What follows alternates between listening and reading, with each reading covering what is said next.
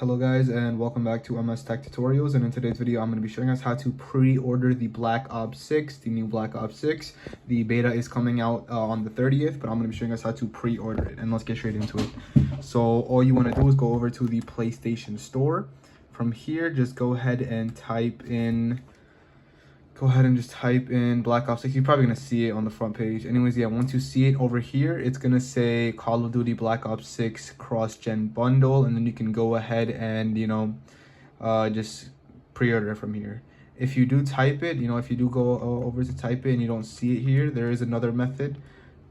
Just type in Black Ops 6. So Black Ops 6. Actually, I think it came up before. Right here. Yeah, so if this comes up instead, if the other Call of Duty comes up, all you have to do is click on the three dots and then click on View Product.